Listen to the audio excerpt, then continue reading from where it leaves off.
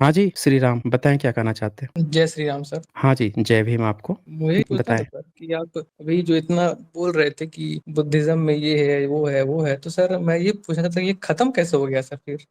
मतलब बुद्ध का इतना परम ज्ञान था, सब कुछ था, तो फिर ये डिक्लाइन कैसे हो कहाँ गया सर? खत्म हुआ है? थोड़ा डाउन हुआ ना, मैं पूछ रहा डाउन हुआ ना? कहाँ डाउन हुआ है? क्या डाउन हुआ है? बाबा साहब ने रिलाइट किया ना दोबारा, तो डाउन हुआ तभी तो हुआ। नहीं, डाउन का मतलब क्या है? हम कह रहे हैं कि कहीं किसी देश में कोई विदेशी आके कब्ज़ा कर लेगा, तो वो देश गुलाम होता है ना, वहाँ की चीज़ें डाउन थोड़े होती हैं। वहाँ पे जब कोई आके यहाँ पे कब्ज़ा कर लेगा, तो यहाँ की चीज़ें ऑलरेडी जो हैं, वो उसके कंपेयर में उसका वर्चस्व हो जाता है ना। तो ये बताइए कि जब भारत गुलाम नहीं हुआ था, उसके पहले भारत में कौन-सी सभ्यता थी? सर बोलिए। बुद्ध डाउन हुआ था ना, मतलब उनका खत्म तो हुआ था ना। नहीं, बुद्धिज़्म देखिए डाउन का कहने का ऐसे मतलब होता है कि कोई चीज़ जैसे सिंधु घाटी सभ्यता है या आप देखें ग्रीक की सभ्यता है, मेसोपोटामिया सभ्यता है। अब ये सभ्यताओं को आप कह सकते हैं कि ये सभ्यताएँ जो हैं डाउनफॉल हो गईं, इसका कारण कुछ नहीं पता चल रहा है कि कोई आया, इनको गुलाम बनाया या ये अपने आप ही अपने सिद्धांतों के कारण या इस चीज़ के कारण खत्म हो गईं। इसको कहते हैं डाउनफॉल। लेकिन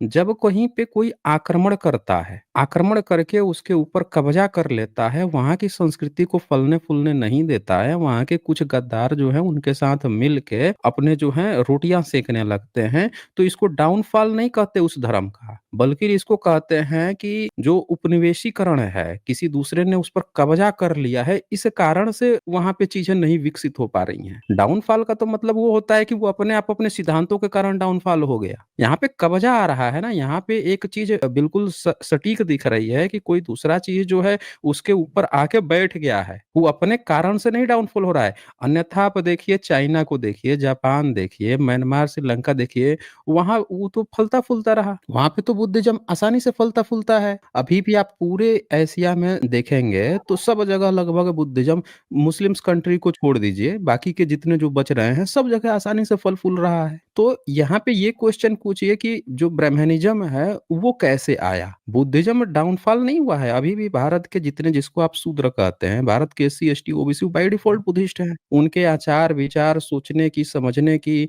उनके घरों के आप रीति-रिवाज देखेंगे, सब बुद्धिज़्म का है। भारत में आपके ब्राह्मणिज़्म का क्या है? आप यहाँ लिख के आए हैं जय श्री राम। ज़मीन की खुदाई से राम की एक भी मूर्ति मिली है तो आप हमें बता दीजिए। बोलिए, अगर भारत के लोग राम को मानते थे, तो राम की एक भी मूर्ति कभी न कभी कोई न कोई तो बनवाया होगा। तो बता दीजिए क्योंकि बुद्ध का तो बनवाए थे तो बुद्ध का, बोधिसत्व का हर जगह निकल रहा है। अगर राम को कोई मानता था तो इनके तो मंदिर पहले भी कोई न कोई बनवाया होगा। क्यों राम? सर हाँ मेरा जी। क्वेश्चन आप समझे नहीं, मैं ये बोलना चाहता नहीं, था नहीं, हम कि आपका आप समझ गए हैं, लेकिन हम जो पूछ रहे हैं उससे आप भाग रहे हैं। बुद्धिज्म। आप मेरी बात समझे नहीं। मैं अभी जो क्वेश्चन एराइज़ किया हूँ, कम से कम उसका तो जवाब दीजिए, फिर अपना पूछिएगा। आपने जो पूछा सर हमने बहुत डिटेल्स में जवाब दिया। हम सर आपसे सर जो है उसका आप उससे भाग रहे हैं। आप ये सर वो बता दीजिए आर्कियोलॉजी का कि उतना मुझे ज्ञान नहीं सर, उतना हुँ। आर्कियोलॉजी वाला तो मैं उतना नहीं अच्छे से बता आर्कियोलॉजी पाऊंगा मैं। कोई बात नहीं, आपको ज्ञान नहीं है, लेकिन इतना तो पता होगा कि राम का कोई मंदिर जो 1000 साल, 1500 साल पुराना मिला है भारत में? हाँ, जी सर, इसी का तो मुझे ज्ञात नहीं है। मैं मुझे समय दे दीजिए थोड़ा सा, मैं बताइए। अगली बार उसके बारे में पता करके आऊंगा। आप मैं अगली कुछ बार और पता टॉपिक के लिए करके आया था ना, आइए। मैं ये नहीं, नहीं, टॉपिक कुछ और आप के लिए आया किसी था। भी टॉपिक पर आइए, लेकिन यहाँ जब आप आएँगे तो आपके इतिहास के हर एक उस पहलू पे चर्चा होगी, जिससे आपको ये पता चल सके कि क्या चीज़ें अभी आप नहीं देख सुन पा रहे हैं। आप खुद सोचिए कि भारत के ज़मीन से हर जगह से बुद्धिज़्म निकल रहे हैं, बुद्ध की मूर्तियाँ निकल रही हैं और राम की कहीं पे कोई मूर्ति नहीं मिल रही है, कृष्ण की कहीं कोई मूर्ति मंदिर नहीं मिल रहा है, ना उनकी कोई सभ्यता मिल रही है। आप जिनको राम जय श्री राम कहलवा रहे हैं, जय श्री कृष्ण कहलवा रहे हैं, उनको भी पिछले 100 साल के अंदर आपने कैप्चर किया है। अन्यथा उनको भी शूद्र कह के आपने बहिष्कृत कर रखा था, अभी भी कर रखा है। अभी भी उनके घर की लड़कियाँ जब कथा वाचन के लिए कहीं जाती हैं, किसी व्यासपीठ पर बैठने की कोशिश करती हैं, तो आपका ब्राह्मण समाज जो है सीधे-सीधे गाली देने लगता है, बहिष्कृत कर देता है कि तुम सब शूद्र हो। हालाँकि वो सब ओबीसी लड़कियाँ हैं। एक वैश्य परिवार की लड़की थी मध्य प्रदेश की, आप लोगों ने उसको मुजरा कहना कह दिया कि मुजरा कर लो लेकिन ये तुम्हें नहीं करना है। अभी एक कुर्मी समाज की लड़की थी, उसको आप लोगों ने व्यासपीठ पर नहीं बैठने दिया, तुम्हें कथा कहने का अधिकार नहीं है, लड़की का, ओबीसी का। तो जी सर। ये आपका धर्म जो है, इससे तो ये पता चल रहा है कि आपका धर्म तो अभी भी नहीं है। आप तो सर ये सिर्फ़ एक गलती। कहानी कह रहे हो ना, आप तो कह रहे हो कि हम थोप रहे हैं। ब्राह्मणों की लिखी हुई कुछ गप्पों को भारत के 90-97% आबादी पर आप थोप रहे हो और उसको सोच रहे हो कि आपका जो है अपग्रेडेशन हो रहा है या आपका जो है नई सभ्यता खिल रही है। तो आपका वो पता चल रहा है कि आपका ही डाउनफॉल पता चल रहा है। कि आपका कोई धर्म ही नहीं है। पर अभी जो आपने जो एग्जांपल दिया, वो गलती समाज हुँ। की है कि धर्म की है? देखें, धर्म जब होता है ना, उस समाज से ही बनता है। बुद्धिज़्म जो था तो उसमें हर वर्ग के, हर संप्रदाय क्या मतलब हर वर्ग, वंशावली, हर तरह के लोग सम्मिलित थे, सबकी बात करता था। आप जिसको धर्म बताने की कोशिश कर रहे हैं, उसमें सिर्फ़ और सिर्फ़ एक वर्ग का कब्ज़ा है और वो है नौ ब्राह्मण। और ये जो नौ ब्राह्मण है, उसने क्या किया है, सारे के सारे जितने मंदिर पर कब्ज़ा करके रखा है, वो चाहता है, उसने धंधा बना रखा है धर्म को। वो तो धर्म को धर्म कह ही नहीं रहा है। जब धर्म होगा तो सब सारे उसको मानने वाले सबकी उसमें सम्मिलन होगा, सब लोग उसमें इक्वली पार्टिसिपेट करेंगे। वो कह रहा है कि नहीं-नहीं, ये हमारा धंधा है और ये धंधा हम ही करेंगे। इस धंधे के ठेकेदार हम हैं। वो धंधा बना रखा है उसको। तो धर्म आपका है कहाँ पे? बोलिए। सर ये धर्म से थोड़ी आता है, जो जातिवाद कर रहा है, कुछ भी कर रहा है, गलत काम कर रहा है, वो धर्म से हुँ। थोड़ी आ रहा है, वो तो तो समाज से आ आपका रहा है ना। धर्म मैं है नहीं ना, आपका तो धंधा है ना। धर्म तो बुद्धिज़्म था, भारत में एक ही धर्म था, वो बुद्धिज़्म था, आपका तो धंधा है। अगर धंधा नहीं रहता तो सब लोग इक्वली पार्टिसिपेट करते ना, इक्वालिटी की बात होती। आपका धंधा क्या कहते हो? आपने क्या लिखा? मनुस्मृति हो, रामायण, महाभारत, हर जगह आपने एक ही बात लिखी है। क्या लिखी है? कि मनु कहते हैं कि ब्राह्मण का ये कर्म है। कर्म क्यों किया जाता है? ताकि आप अपने घर के, परिवार का रोजी-रोटी चला सको। तो आपने शूद्र का क्या काम दे दिया? ऊपर के 3 वर्णों की सेवा करना। आपने प्रॉब्लम क्या है सर वैश्य सेवा का करने क्या में? कर्म? इसमें प्रॉब्लम क्या है बता सर? रहा हूँ प्रॉब्लम है। फिर वैश्य जो है उसका आपने क्या कर्म दे दिया कि आपको जो बिजनेस। है बिज़नेस कहाँ? Business business. की तो बात ही नहीं है वैश्य का, वो तो पशुपालन करेगा। हम जो भी, अब उसमें बहुत कुछ आ जाता है। तो पशुपालन पशुपालन है। तो वो अब वो उसका ये बताइए कि धर्म हुआ या उसका धंधा हुआ? पशुपालन करेगा या कोई सामान बेचेगा, बता दीजिए, आप ही बता दीजिए, जी जी, क्या हुआ? धर्म या धंधा जो भी आप बोल सकते हैं, दोनों ही बोल तो सकते हैं, धंधा आजा हुआ सकते ना, हैं। आप क्या जी कह रहे हो? आपने धंधा पकड़ाया वैश्य का, शूद्र का। अच्छा, इसके जी बाद से आपने क्षत्रियों का धंधा क्या बताया है? क्षत्रियों का क्या जी। का क्या है? कर्म लड़ा कर मतलब फाइटिंग। राजपाट करना, सबको कब्ज़ा जी जी करना, बिल्कुल। ब्राह्मणों की बातों को इम्प्लीमेंट। तो ये उसका धंधा हुआ, वो अपना ये धंधा कर रहा है, सुबह से शाम तक उसको यही करना है। तो ब्राह्मण का जी। धंधा क्या है? वेद का एडुकेशन। पठन-पाठन, जी एजुकेशन नहीं, वेद का पठन-पाठन, यज्ञ करना जी कराना, जी ठीक है? जी दान लेना-देना, ये उसका धंधा जी हुआ। तो उसके धंधे को आप जो है बाकी के 3 लोगों का धर्म कैसे बना दिए? वो ब्राह्मण का धंधा जी। है ना, वो अपना वेद पठन-पाठन कर रहा है, ज्ञान यज्ञ उसका अपना धंधा है। आप धंधे को धर्म क्यों बता रहे हैं? बताइए। ऐसे तो आप कहेंगे तो शूद्र कहेगा कि ऊपर के 3 वर्णों की सेवा करना ही धर्म है। अब चलो तुम ब्राह्मणों ऊपर के 3 वर्ण नीचे के 3 वर्णों की सेवा करो, ये तुम्हारा धर्म है। आज से हम तुम्हारे ऊपर थोपते हैं कि तुमको ये काम करना है। तो ब्राह्मण उसको मान लेगा कि हाँ, शूद्र वाला जो कर्म है वही धर्म है देश का? बोलिए। सिंपल सी बात है, शूद्र पढ़ लिख के ब्राह्मण बन जाए, इसमें प्रॉब्लम क्या है? पढ़े लिख के ब्राह्मण कैसे बन जाएगा भाई? जब आपके धर्म में लिख दिया है कि शूद्र का काम ही जो दे दिया है कि ऊपर के 3 वर्णों की सेवा करना, पढ़ाई-लिखाई की बात कहाँ है इसमें? जी। तपस्या का हक ही नहीं मनुस्मृति है, आप पढ़ाई-लिखाई की बात ही मनुस्मृति नहीं है, में आप क्या कैसी बात कर रहे मनुस्मृति हैं? में है सर। मनुस्मृति में है? ये लीजिए ये मनुस्मृति खोल दिया, पढ़िए तो, कहाँ से सर्टिफ़ाइड है ये मनुस्मृति? दिख जी रहा जी, है ये? आर्कियोलॉजिकल लाइब्रेरी सर्टिफाइड है। चलिए, तो ये सर्टिफ़ाइड है तो आइए हम दिखा देते हैं आपका। आप कह रहे थे ना सेवा करने से क्या प्रॉब्लम है?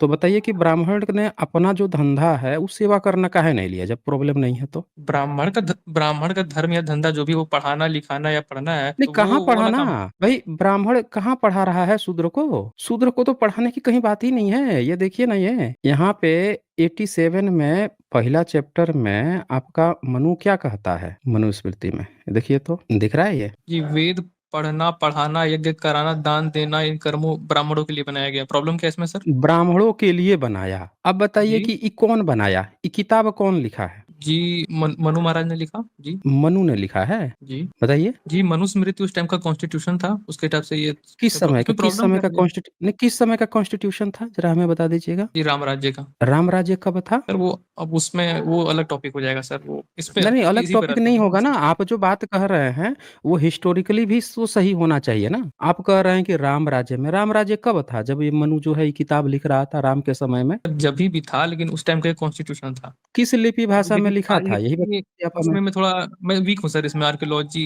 इसमें मैं बोला ना, मैं भी थोड़ा वीक हूँ इसमें। नहीं, नहीं, देखें आर्कियोलॉजी में आप वीक हैं, इसका मतलब ये थोड़े है कि आप कुछ भी कह देंगे उसको सबूत मान लिया जाएगा। बोलिए, भाई ब्राह्मणों ने लिखावट शुरू की है मुस्लिम शासन काल में, जब भारत में मुस्लिम आए हैं तब ब्राह्मण लिखना पढ़ना सीखे हैं, तभी की उनकी लिखी पढ़ी चीजें किताबें मिलती है। तो आप कह दीजिए कि मुस्लिम शासन काल में ही राम राज्य था, जी नहीं सर, बोल उससे दीजिए। पहले अब देखिए, इससे हमें प्रॉब्लम कब नहीं ना था? क्या कब था? बुक में कब था? लिखा क्या मान है, उससे मा एक प्रॉब्लम आ रही एक है। मिनट, हम लोगों के पास कई सारे एविडेंस हैं, जैसे कि मेगास्थनीज आया था ईसा से 310 साल के करीब में पहले। फिर फाहियान आए थे 400 399 कॉमन एरा में, चौथी पांचवी सदी। और 629 कॉमन एरा में वो आए थे। 690 कॉमन एरा में इत्सिंग आए थे, वेंचो आए थे, बहुत सारे लोग आए थे, स्वेंचोंग भी आए थे। तो इतने सारे लोग आए थे, इसमें से किसने आपके राम राज्य या ये मनु महाराज की, आपके ये मनु की या कृष्ण की या आपके देवी देवताओं की चर्चा की है? आप बता सकते हैं? क्योंकि इन लोगों की किताबों में भर भर के, भारत में घूम घूम के इन लोगों ने भारत के कम से कम 100-150 जगहों का चर्चा किया, और कम से कम हजारों सौ की चर्चा करते हैं। अलग अलग राज्य में हजारों भिक्षु संघ की चर्चा करते हैं, औलुकेतेश्वर बुद्ध की चर्चा करते हैं, तारा देवी की, बुद्ध बोधिसत्वों की, भारत में सुनी जितनी कहानियां थी उन सब की चर्चा करते। लेकिन कहीं पे भी वो राम की, कृष्ण की, देवी दुर्गा काली किसी की चर्चा नहीं करते, ब्रह्मा विष्णु महेश की चर्चा नहीं करते, ना आपके वेद वैदिक की चर्चा करते हैं। तो आप हमें बता दीजिए कि ये आपका राम राज्य और मनु महाराज कब थे?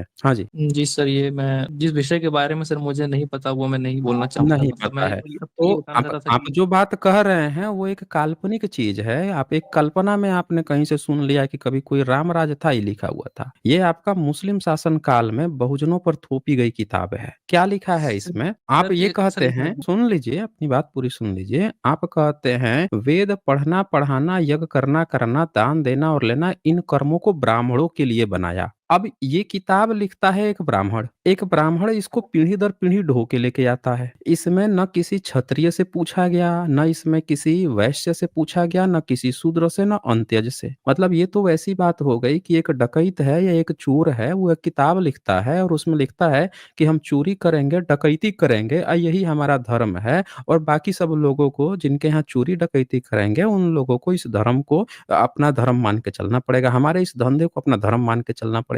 ये आपको सही लगेगा? जी, बोलिए। ये तो आज के टाइम पे तो रिलेवेंट है ना। ये वर्क को डिवाइड तो करना ही पड़ेगा ना हमें। नहीं, वर्क को आप कैसे, एक एक आदमी खुद से कैसे डिवाइड कर लेगा? हम नहीं, खुद मान से नहीं, मान वो लेते हैं कि गुण और ब्राह्मण जो कर्म है, को। नहीं, अच्छा ये बताइए, मंदिर जो है वो तो सब लोगों का जगह है, हर व्यक्ति का जगह है। लेकिन जी बिल्कुल। भारत में 33,000 जातियां उपजातियां हैं। उसमें से एक कोई जाति कहे कि मंदिर पे हमारा ही कब्जा रहेगा, हमारी ही जाति इस पर रहेगी, बाकी के तुम 33,000 जो जातियां उपजातियां हैं, तुम बस कस्टमर हो, हमारी एक जाति का वर्चस्व रहेगा। और वो फिर कहे कि ये बात ना हमको कोई भगवान कह के गए हैं, हमारे कोई ऋषि मुनि हमारे ही जाति के कह के गए हैं।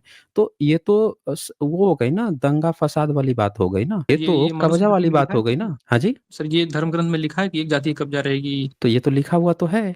आप यहाँ लिखा है ना, पढ़ाना और पढ़ना, यज्ञ जी। करना, यहाँ लिखा है ना, यज्ञ कराना और करना, यस। दान देना और लेना, इन कर्मों को ब्राह्मणों के लिए बनाया। तो यहाँ तो आपने कब्जा ले लिया। अब यही चीज आप देखो, मनु जो है आपका, ये आपके जाति का एक ब्राह्मण ये लिख के ले लिया। अब वहीं पे ये देखें, ये क्या लिखता है, पढ़िए तो जरा 91 पढ़िए तो। ये ब्राह्मण इन वर्णों की, ये हाँ, यही वाला। किसकी वाली नहीं, यही वाला ब्राह्मण, 91। ये वाली विमर्श दान आदि कर्म भी शूद्रों को वर्जित नहीं है, किंतु नहीं नहीं ब्राह्मण नहीं, यदि ये वाली। वो तो विमर्श कह रहा है ना, वो तो अलग से बता रहा है। वो तो जो लेखक है वो अपना पर्सनल जो सोचता है वो लिखा है। ऊपर 91 का अनुवाद क्या है वो पढ़िए। 91 का अनुवाद है, एकमेव तु शूद्रस्य प्रभु कर्म क्षमादिशतम इसे एतेषामेव वर्णानाम शुश्रूषा मनसूयया। ब्रह्मा ने ब्राह्मण आदि तीनों वर्णों की अनिंदक रहते हुए सेवा करना ही शूद्रों के लिए प्रधान कर्म बनाया।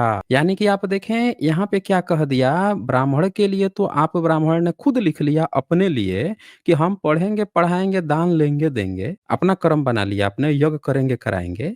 लेकिन शूद्र के लिए आपने क्या कह दिया कि ब्रह्मा ने कहा है किताब खुद लिख रहा है ब्राह्मण। क्या कह रहा है कि ब्रह्मा ने कह के गए हैं ब्रह्मा कि तुमको बिना निंदा किए हुए मतलब बिना गाली-गलौज हमको किए हुए चुपचाप एक वफ़ादार की तरह सेवा करना है, शूद्र का काम। अब बताइए ऊपर ब्राह्मण आदि का, ब्राह्मणों की सेवा करते रहेगा। अब बता दीजिए कि जब ब्राह्मण की वो सेवा करेगा, तो कोई भी व्यक्ति ये काम क्यों लेगा? आपके मान लेते हैं कि आपके 3-4 बच्चे हैं, आप कहिएगा कि जो छोटा बच्चा है उससे कह दीजिए या आपका जो बड़ा बच्चा है उससे कहिए कि देखो तुमको पढ़ाएँगे-लिखाएँगे नहीं। ये जो एक लड़का को हम पढ़ाएँगे-लिखाएँगे, एक बच्चा को कह देंगे तू राजपाट करेगा, एक को कहेंगे बिज़नेस करेगा चौथा को कहेंगे नहीं तू बेटा तू मेरी सेवा ही करेगा। तो ये बता दीजिए कि ये जब आप कहेंगे तो ये आप ना कहेंगे, लेकिन आपका तो हक भी बनता है कि आपने उसको पैदा किया है तो आप ऐसा कहेंगे, माने ना माने ये उसकी बात है।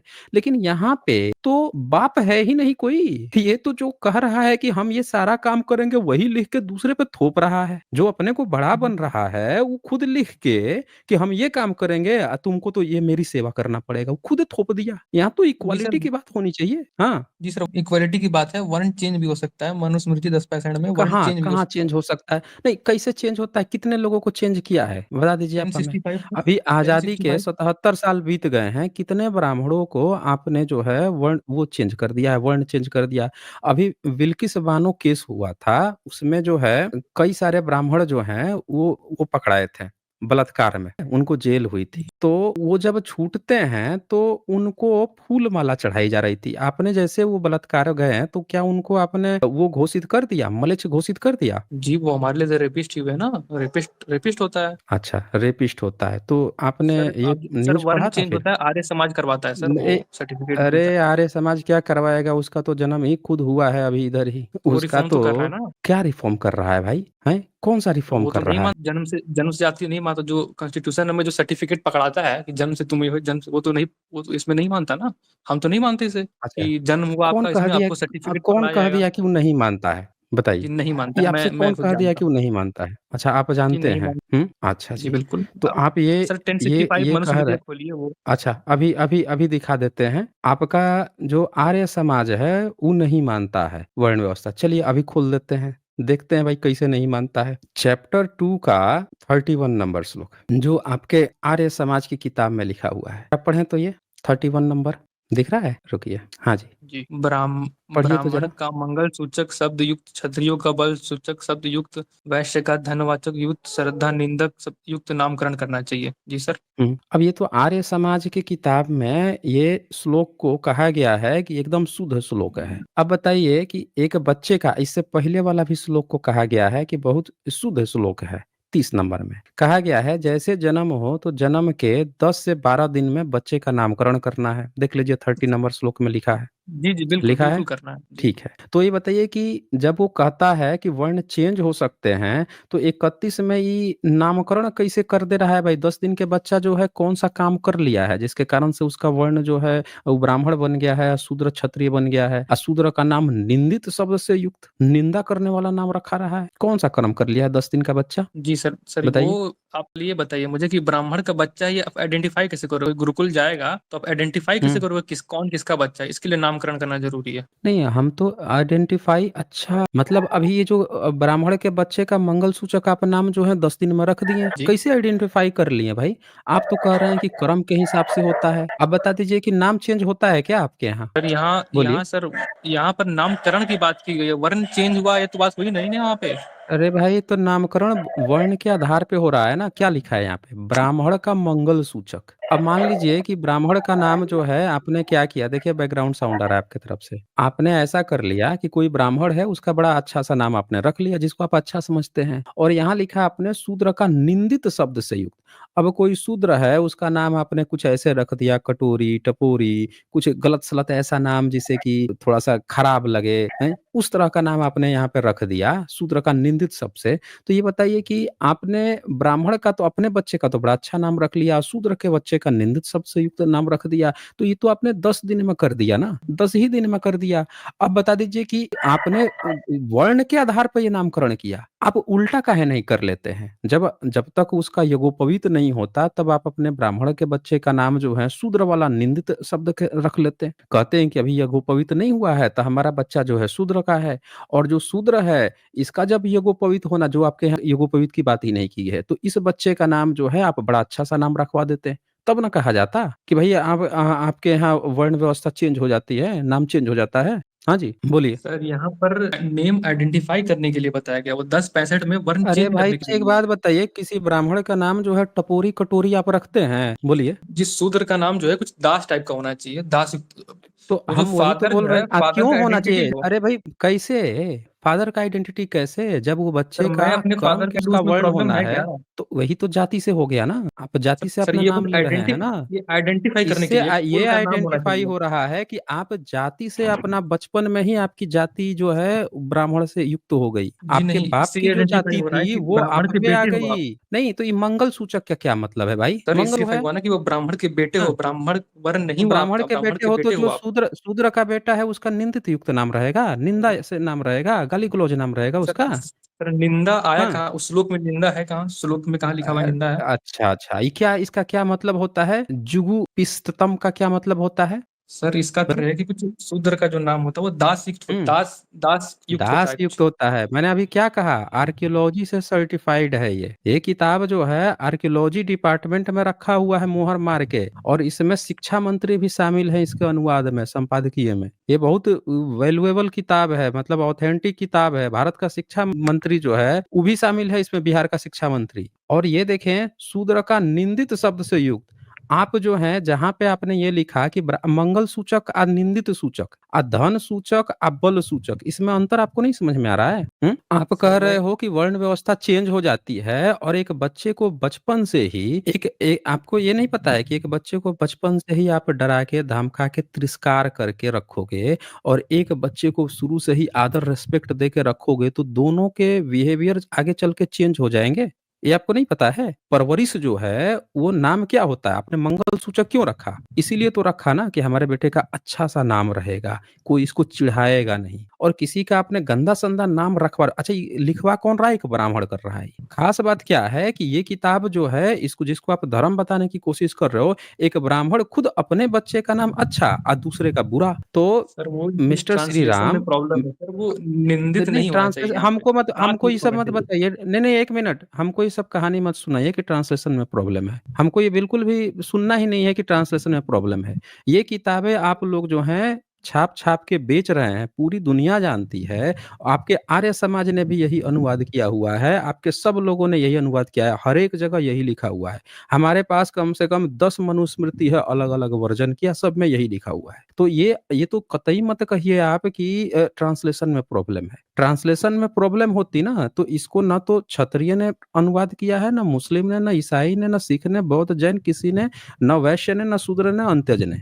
ये किया है ब्राह्मणों ने अनुवाद। तो ये तो यहाँ पे आपकी बहानेबाज़ी चलेगी ही नहीं कि अनुवाद में प्रॉब्लम है। अब आते हैं आपके पढ़ाई-लिखाई पे। जो पढ़ाई-लिखाई की बात चल रही थी, उस पे भी आ जाते हैं। अब वो भी ज़रा देख लेते हैं कि आप जो हैं कह रहे थे ना कि शूद्र, उससे सेवा से क्या दिक्कत है? यही तो आप बोल रहे थे ना? जी। सेवा से क्या मैं दिक्कत है? सर मैं एक हाँ, क्वेश्चन पूछना था बोलिए, सर, एक पूछना चाहता हूँ बोलिए, कि सर, बोल कि लीजिए। आप जो ये दिखा रहे हो, मुझे एक बात बताइए कि जो हुँ, मैं त्रिपिटक कुछ टाइम पहले थोड़ा पढ़ रहा था, उसमें बड़ी हुँ। अनसाइंटिफिक चीजें बात आई सर मुझे। आप बोल रहे थे नहीं, वो बुद्धिज्म आप इतना आप जो साइंटिफिक है है। ना, आप एक बात सुनिए, उसमें कोई अनसाइंटिफिक बात नहीं है। त्रिपिटक जो है ना, वो अनसाइंटिफिक बात नहीं है। आप जो है, आप किस भाषा में पढ़ रहे थे? हिंदी ट्रांसलेशन। कौन-सी ट्रांसलेशन? मैं शायद एक वो तो याद नहीं आ रहा, मतलब त्रिपिटक थी जो सर राहुल नाम के अनुवादक थे। तो और राहुल संकृत्यायन खुद ब्राह्मण है ना। राहुल संकृत्यायन खुद ब्राह्मण है। और एक एक बात और, उन्होंने पाली में ट्रांसलेट नहीं किया है। उन्होंने क्या किया है कि गुजराती मैन्युस्क्रिप्ट थी, जिन लोगों को पाली नहीं आती थी, वहां से उन्होंने अनुवाद किया है। दूसरी बात कि वो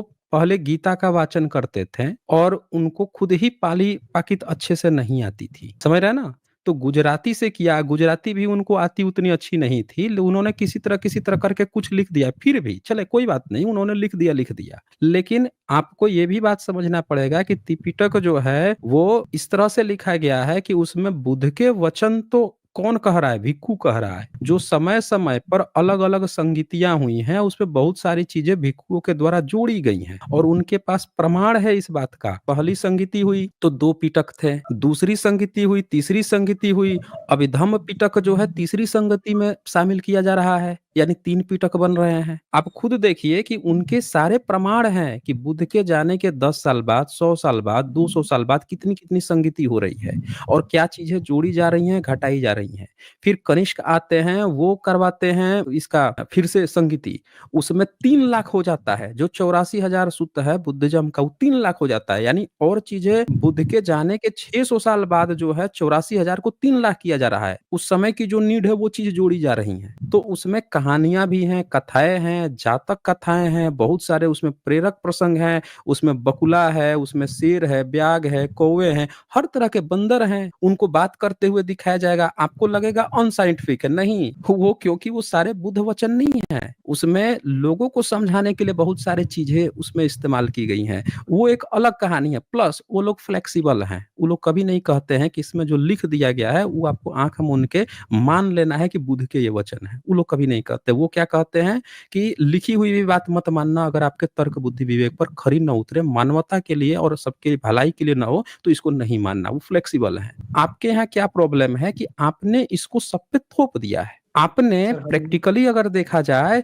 तो आपने क्या किया कि एक ब्राह्मण किताब लिख रहा है। बुद्धिस्ट ने कभी किताब लिख के अपनी किताब में अपने को अच्छा-अच्छा और बाकी सब लोग को बुरा-बुरा ऐसा नहीं लिखा। वहाँ के जो भिक्षु हैं वो देखें वो कितने अपने को कष्ट दे रहे हैं। भिक्षु जो हैं रेगिस्तानों में, पहाड़ों में, कंदराओं में भटकते हुए बिना खाए-पिए, बिना शादी-विवाह के जा रहे हैं। दूसरे देशों में प्रचार-प्रसार के लिए उनकी हत्याएँ तक हो जा रही हैं। फिर भी वो बुद्ध के वचनों को, अहिंसा का पालन कर रहे हैं। और आप अपनी किताबों में क्या लिख रहे हैं? सर आप अपनी किताबों में व्यभिचार की बातें लिख रहे हैं। सर, 1 मिनट दीजिएगा सर, 1 मिनट। सर ले सर आप लीजिए। जो बोल रहे हो कि भिक्षु जो है इतना स्ट्रगल कर रहा है, सर मैं भी हुँ। तो यही कह रहा हूँ, ब्राह्मण भी तो स्ट्रगल में है। इसमें ब्राह्मण को ब्राह्मण छाछठ कहाँ गुना स्ट्रगल कर रहा है? ब्राह्मण आपके यहाँ मनुस्मृति में चोरी सर की बात कर 66 रहा है गुना ना? आदमी की बात की गई, उसे 66 गुना अच्छा, 66 क्या टाइम्स। कहाँ दिया गया है बता दीजिए तो आप हमें? बताइए वो तो। सर क्षत्रिय को अगर एक गुना था तो भाई लेकिन क्षत्रिय को 12। कहाँ पे लिखा है आप दिखा दीजिए ना हमें। यहाँ तो सब वो लोग सब देख रहे हैं कि ब्राह्मण अपने लिए फ़ायदा ले रहा है कि हमारा मंगल सूचक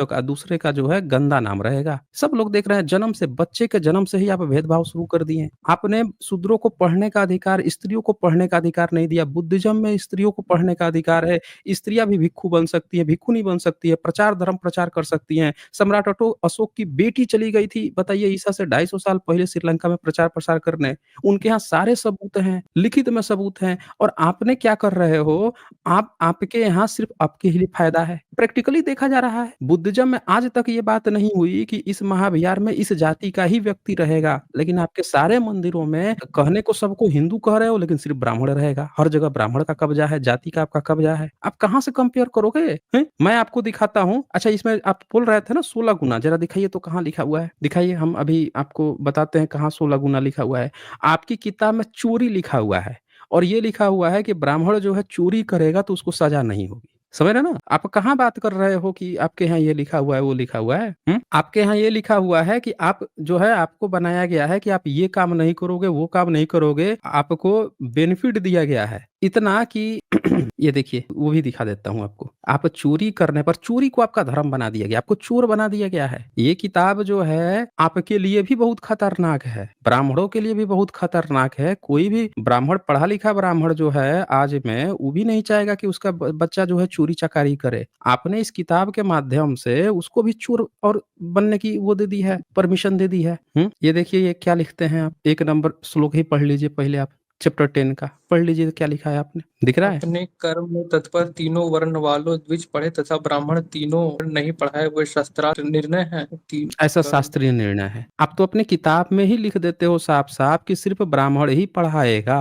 अन्य वर्ण मतलब शूद्र का तो नाम ही नहीं लेते क्योंकि उसको तो हक ही नहीं है और बाकी के भी द्विज में जो वैश्य और क्षत्रिय हैं उनको भी पढ़ाने का हक नहीं है। और आप इसको धर्म कह रहे हो, बता सर दीजिए? शूद्र क्यों पढ़ाएगा? सर शूद्र तो अज्ञानी होता है, वो क्यों पढ़ाएगा? तो अभी आप कैसे कह रहे थे कि भाई जो है कर्म से वो बनता है? शूद्र कैसे सर अज्ञानी 10 हो जाए? पैसे 10 मनुस्मृति का 10 पैंसठ खोलिए। नहीं, नहीं, वो तो खोल ही लेंगे, लेकिन पहले एक बात आप बता दीजिए ना कि एक 10 दिन का बच्चा जो है, उसका आपने पहले शूद्र बना दिया, शूद्र से नाम निंदित युक्त रख दिया, फिर उसको आप स्कूल में भेजे ही नहीं। कहीं पे लिखा है आपने कि शूद्र का बच्चा जो है जाएगा वहाँ पे गुरुकुल में पढ़ने के लिए? बोलिए। सर नामकरण इसी के लिए किया जाता है, ताकि वो गुरुकुल में जाके आइडेंटिफाई कर पाए कि शूद्र का बच्चा है कि ब्राह्मण का बच्चा है। तो वो एक शूद्र यूनिफॉर्म का की तरह है वो। बच्चा है, तो यही तो मैं पूछ रहा हूँ कि जब शूद्र का बच्चा आइडेंटिफाई हो गया तो आपने कहीं लिखा है कि शूद्र का बच्चा जो है गुरुकुल में जाएगा? पहले ही आइडेंटिफाई करके छांट दोगे, उसको तो आप बिल्कुल जाने ही बिल्कुल। नहीं दोगे। तो आप ये कह रहे हो कि शूद्र को पढ़ना ही अलाउ नहीं है बचपन से?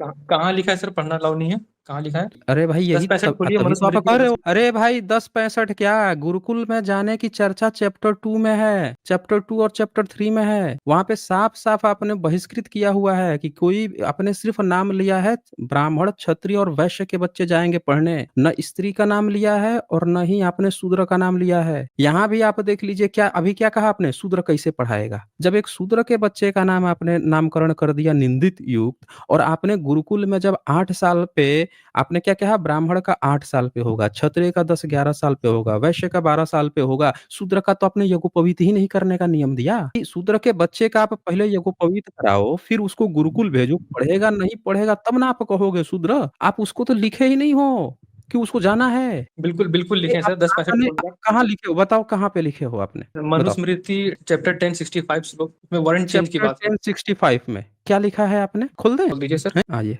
इनका 1065 खोल देते हैं। वैसे तो बहुत बार हम लोग डिबंक कर चुके हैं, लेकिन फिर से इनको दिखा देते हैं, क्योंकि आर्य समाजी जो है वो एक ऐसा प्राणी होता है, झूठा प्राणी होता है, जो दिन रात झूठ गपोड़ता है, फिर से एक बार झूठ गपोड़ता है। चलिए, ये खोल दिया मैंने 65। आप भी तो अभी तक आप कुछ कर नहीं पाए सर। दिख तो रहा है आपका, हर जगह आप डिबंक हुए हो, आपके पास जवाब नहीं है कि शूद्र का बच्चा जब गुरुकुल ही नहीं जाएगा, फिर कह रहे हो कि पढ़ने की बात है। कहाँ पढ़ने की बात है, जरा बताएं तो आप हमें। पढ़ाई की बात चैप्टर 3 में लिखी है, चैप्टर 2 में लिखी है, वहां पे आपने कहीं लिखा नहीं। और 10वें चैप्टर में आप पढ़वा दोगे? कौन सी पढ़ाई पढ़वाओगे, जरा बताएं हमें, बिना ये जी गोपवित सर। कराए? जैसे कहाँ कहाँ इसमें लिखा है? शूद्रो ब्राह्मण हम्म, तामेति, यानी शूद्र ब्राह्मण बन जाएगा, विद्या कहाँ विद्या लिखा से है? बन जाएगा। सर कहाँ उसके कहाँ नीचे विद्या से बन जाएगा? वो श्लोक में क्या? विद्या लिखा है वो नीचे। अच्छा, कोई बात नहीं है, विद्या लिखा हुआ है, लेकिन उसका मतलब क्या हुआ? सर विद्या से बन विद्या जाएगा का और यहाँ पे ब्राह्मण। मतलब क्या हुआ? क्या मतलब? कौन सी विद्या लेगा तो बन जाएगा? किस उम्र में लेगा? कहाँ से लेगा? गुरुकुल में तो जा ही नहीं सकता। नाम उसका निंदा युक्त है, तो ये विद्या कहाँ से लेगा भाई? नाम जरा निंदा हमें युक्त बता। तो मतलब गुरुकुल में नहीं जाएगा, वो अरे तो आइडेंटिफाई के लिए है, कहाँ मैंने बोला बता तो। दीजिए, तो वही तो बोल रहा हूँ, पूरे मनुस्मृति में दिखा दो आप हमें कि कहाँ पे गुरुकुल में जाएगा ये बात लिखी हुई है शूद्र का। यहाँ सर पे आप गुरुकुल अनुवाद में गलत निकाल रहे हो, यहाँ नीचे अनुवाद लिखा हुआ है जो आपको पढ़ने की हिम्मत नहीं आ रही है। दिखाइए, आपकी पढ़ने अनुवाद की दिखाइए हिम्मत सर। है ये अनुवाद पढ़िए तो, अनुवाद नीचे लिखा हुआ है, पढ़िए तो जरा क्या लिखा हुआ है। इसमें अनुवाद थोड़ा नीचे कीजिए, ऊपर में। एकदम क्लियर शूद्र क्लियर को तो दिख रहा है, सत्ता। ऊपर 65 है, नीचे लिखा हुआ है, पढ़िए। दिख गया दिख गया, सॉरी सॉरी सॉरी। शूद्र ब्राह्मण को प्राप्त करता है, इसी प्रकार क्षत्रिय तथा वैश्य शूद्र में संतान क्रमश क्षत्रिय व वैश्य उत्कर्षो तथा ईशो क्रम कार्य को प्राप्त करती है। Yes sir. यहाँ पे तो संतान बच्चे पैदा करने की बात आ रही है, यहाँ तो कहीं विद्या की बात ही नहीं लिखी है। यहाँ पे जिसको आप विद्या विद्या कह रहे थे, ये क्या लिखा है यहाँ पे? शूद्रो ब्राह्मण तामेति ब्राह्मणश्चेति शूद्रताम। ये पूरा चैप्टर 10th जो है वो वर्ण संकर की बात किया है कि अलग अलग वर्ण जब आपस में शादी करते हैं तो कौन से बच्चे जन्म लेते हैं, पहला से लेके आप आखिरी तक पूरा चैप्टर पढ़ लो, इसमें ये बातें चल रही हैं। इसीलिए जब अनुवाद करता है तो कहता है 65 जो है इकलौता श्लोक नहीं है।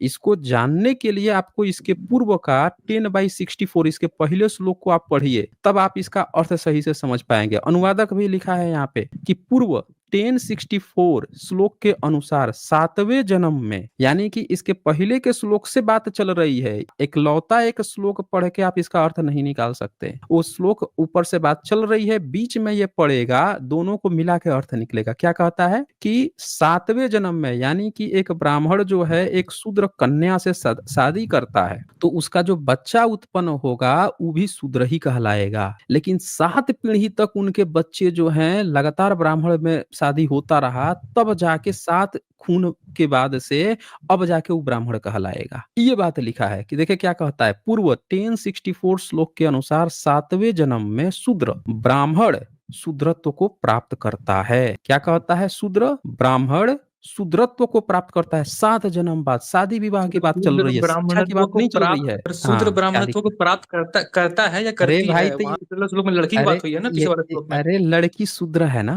प्राप्त कहा है। करती है होनी चाहिए ना, यहाँ प्राप्त करती है अरे होनी भाई चाहिए। तो सुन, आप पूरा सुनेंगे तब तो समझ में आएगा।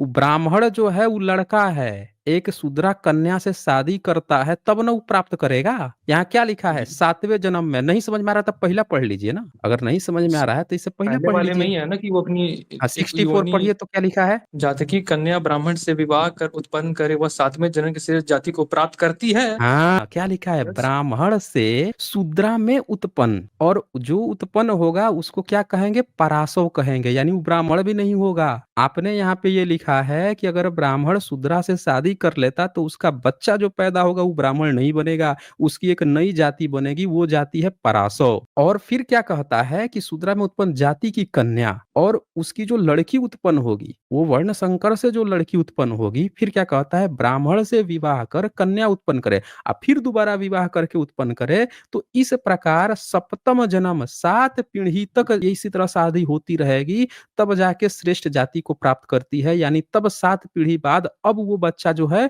ब्राह्मण कहा जाएगा।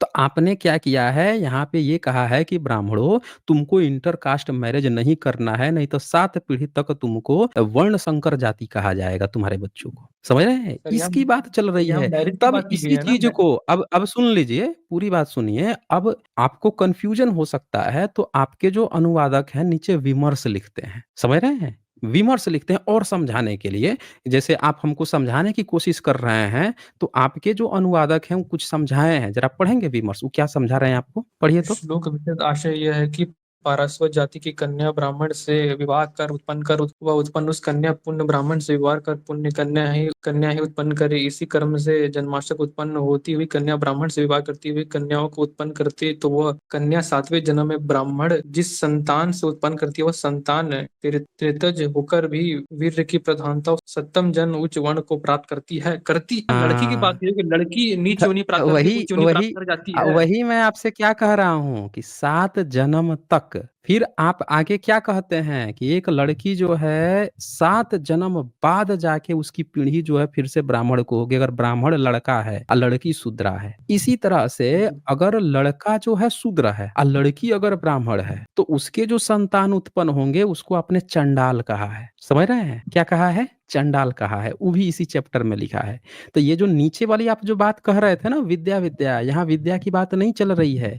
यहाँ पे जन्म करके इस तरह से एक जो वर्ण है दूसरे वर्ण में जाता है, शादी विवाह से। पढ़ाई तो आपने शूद्र को तो गुरुकुल में जाने की ही आज्ञा नहीं है, समझ रहे हैं? पूरा चैप्टर 2 और चैप्टर 3 पढ़ लीजिए। अब ये देखिए यहाँ पे जो ये 65 था, 65 में ये लिख दिया जिसको आप विद्या विद्या कर रहे थे। अब इसका भी विमर्श है, पढ़ लीजिए। इसको भी समझाया है कि क्या कहना चाह रहा है। दिख रहा है आपको? शूद्र। पढ़िए। सर ये ट्रांसलेशन में सर घपलेबाजी हो सकती है ना, मतलब ये। देखिए, सुनिए, एक मिनट, एक मिनट। आप ना ये सब हमसे मत कहानी कहिए कि ट्रांसलेशन में घपलेबाजी है। यहाँ पे बहुत जो विद्वान हैं आपके, चौखंबा पब्लिकेशन बनारस का, जो काशी के विद्वानों का गढ़ कहा जाता है, वहाँ के सुप्रसिद्ध सारे ब्राह्मण प्लस शिक्षा मंत्री, ये सब लोगों ने मिलकर, और आर्कियोलॉजी डिपार्टमेंट का मुहर लगा हुआ है, सब लोगों ने इसको बड़े वेल से समझ के, कि किसी को कंफ्यूजन न हो, इसीलिए नीचे विवर्स में समझा भी दिया है कि इसका यही मतलब होता है। तो हमसे ये सब कहानी ट्रांसलेशन वाली बिल्कुल मत कहिए।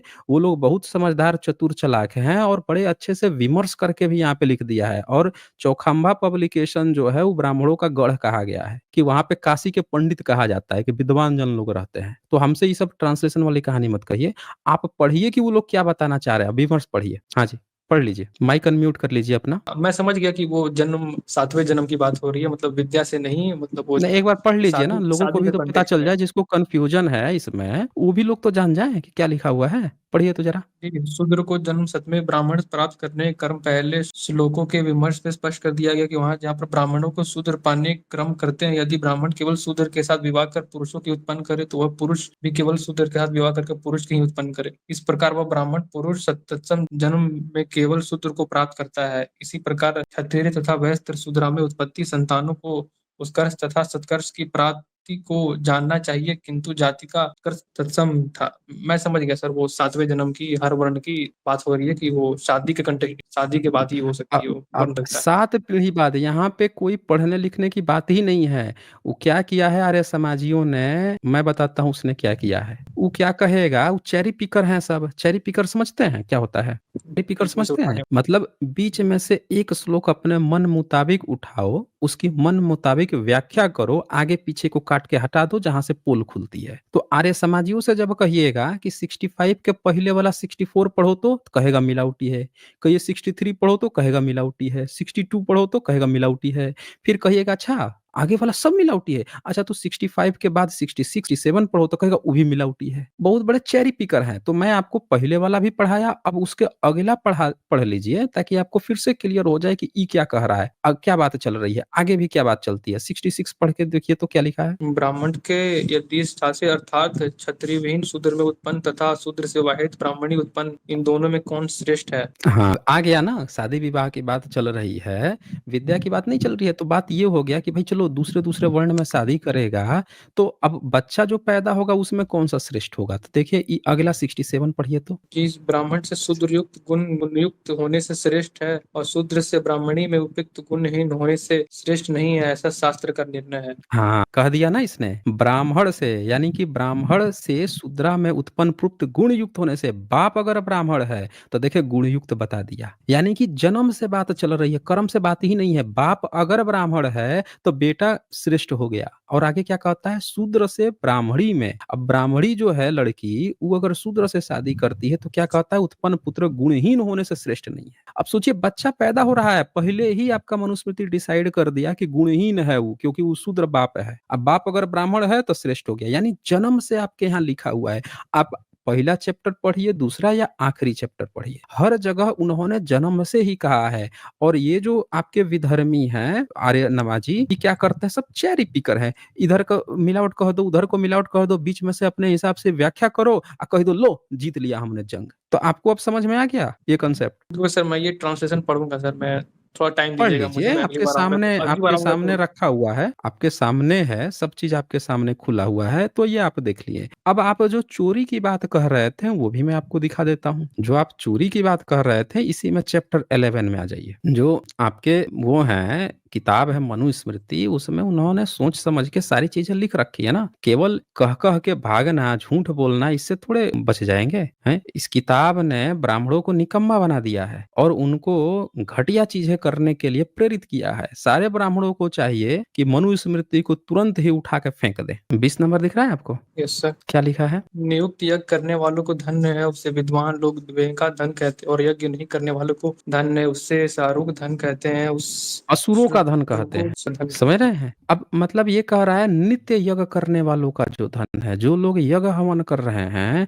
उनका धन, उनका पैसा क्या कहलाता है, देवों का धन। और जो लोग यज्ञ नहीं करते हैं, यज्ञ कौन नहीं करता, शूद्र नहीं करता, वैश्य नहीं करता, अंत्यज नहीं करता, तो उनका धन क्या है, असुरों का धन है। असुर मतलब समझ रहे हैं, राक्षसों का धन है। और राक्षस को तो आप क्या करते हैं, आपका ईश्वर अवतार लेके मारता है, हत्या करता है। यानी आप कुल मिला के जो वैश्य हैं, शूद्र हैं, अंत्यज हैं, उनको असुर घोषित कर रहे हैं। यहाँ पे उनके धन को छीनने की बात कर रहे हैं। कैसे, ये 21 पढ़िए, अगला 21। हैं। धार्मिक राजा पहले श्राप कालो दूसरों जन को या बलात्कारी भी लेकर ब्राह्मण दंडित ना करे, क्योंकि क्षत्रिय राज्य देखिए क्या लिखा है यहाँ पे, धार्मिक राजा पहले आपातकाल में दूसरों के धन को चोरी या बलात्कारी से भी लेने वाले ब्राह्मण को दंडित न करे। क्या नियम आपने बना दिया कि ब्राह्मण जो है अगर किसी के दूसरे धन को, ब्रैकेट में समझाने के लिए भी लिख दिया कि चोरी या बलात्कारी चुरा ले या बलात्कार कर दे, बलात्कार मतलब उसको जबरदस्ती मार पीट के छीन ले उसका धन,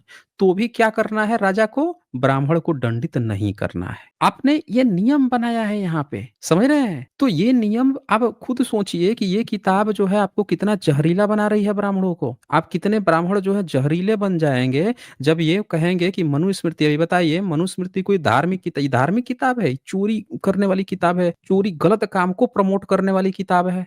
मैं तो इसको इतनी सब। घटिया किताब कहूंगा, ब्राह्मणों को इस किताब को सबसे पहले फेंक देना चाहिए। उनके बच्चों को चोर बनने की प्रेरणा देती है। जो लोग इसको चिपका के घूम रहे हैं, बता दीजिए आप, तो कोई भी जो है आपका ब्राह्मण चोरी कर लेगा, किसी को मार देगा, पीट देगा, आपको अच्छा लगेगा कि भाई हमारा बच्चा जो है इस तरह से धूर्त बन रहा है। कह रहा है कि हमको यज्ञ हवन करना था इसीलिए उसके घर से चोरी कर लिए, जबरदस्ती छीन लिए। आपको अच्छा लगेगा? बताइए। सर मैं पर्सनली सर इस ट्रांसलेशन को स्टडी करूंगा, आर्य समाजी से पूछ के आऊंगा मैं। टाइम थोड़ा अगली बार देखिए, आऊंगा, ज़्यादा आर्य टाइम ले समाजी लेते हैं होता मैं। कौ देखें, आर्य समाजी होता कौन है? वो कौन होता है? जब ये किताबें आर्कियोलॉजी से वेरिफाइड हैं, शिक्षा मंत्री वेरिफाइड है, काशी के सारे पंडित जो हैं, विद्वान जन लोग से सर्टिफाइड है, आर्य समाजी सर्टिफाइड करेगा? वो कह देगा कि ये मिलावट है, वो मिलावट है। क्या किया उसने अपने विशुद्ध मनुस्मृति में? 2655 जो श्लोक थे, तो उसने क्या किया, उसमें से 2600 में से 1400 श्लोक, 1456 श्लोक को हटा दिया, कह दिया मिलावटी है। उसने अपनी लुटिया बचाने के लिए कहा कि सिर्फ 1200 श्लोक हम मानेंगे, और उन 1200 श्लोक में भी वो बुरी तरह से फंस गया। समझ रहे हैं? उसमें भी उसकी हम लोगों ने खाल खींच दी। आज किसी माई के लाल में दम नहीं है आर्य समाजी में कि आके डिबेट कर सके कि मनुस्मृति कैसे अच्छी किताब है। एक उनके माई के लाल में आज तक दम नहीं हुआ। अब आप खुद सोचिए, यहाँ पे ये देखिए कि आपके मनुस्मृति में